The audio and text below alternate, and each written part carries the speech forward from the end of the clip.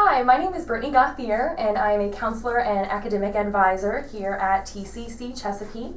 And today I want to talk to you about time management. So we're going to start just with your basic ABC priorities.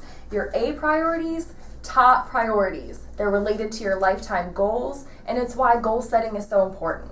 Your B priorities, you still have to do them, but you can postpone them until later. So this would be paying your bills, buying your groceries. This is why time management is so important. Your C priorities, those can be postponed as long as you need them to be. Washing your car, cleaning your room. But I think that a lot of students tend to do C priorities first and avoid the priorities that are most important. So here are some time management tricks to help you prioritize. The first one is divide and conquer. This basically just means break things down into small steps that are going to be more manageable for you. The first small step. It's hard to get started, but once you do, it should be easier to find that motivation. So if you can finish that first small step, the rest of it should be fairly easy to get through. Third, the 80-20 rule. This says that out of your whole list of items, 20% of them are probably more important than the rest of them. So if you have a list of 10 to-do items, pick the 2 that are most important and start with those. Number 4, aim for excellence, not perfection. Those of you that are perfectionists, this may be difficult, but you need to decide if it's worth the time to make it perfect or if it just needs to be great. Next is the reward system. A lot of people put off their priorities so that they can go out and have fun with their friends, and then they end up cramming and worrying about the time that they didn't spend on their projects. So do your projects first, then go have time with your friends.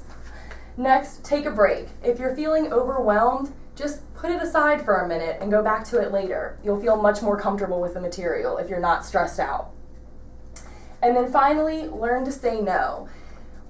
People are people pleasers, and it can be hard to say no, but if you don't have the time, just say no.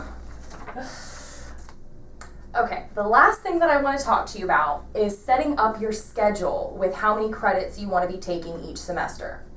So just to keep in mind, 1 credit of courses is going to be 1 hour in class and 2 hours of study time, okay? So for those of you that are working 40 hours a week, and you also want to be a full-time student, which would be 12 credits, each one of those credits is actually 3 hours of work. So this 12 credits is actually 36. So when you're planning your schedule, you're planning on working 40 hours and then spending 36 hours on schoolwork, which is a total of 76 hours a week on work and school, which does not even include the time that you are taking care of your children, washing your clothes, commuting to and from work and school. So for those of you that are working full-time, we would suggest that you stick with a part-time school schedule, maybe 2 or 3 classes, depending on how many hours you're working, just so that you don't get overwhelmed during the semester and you have plenty of time to write your papers and study for your exams.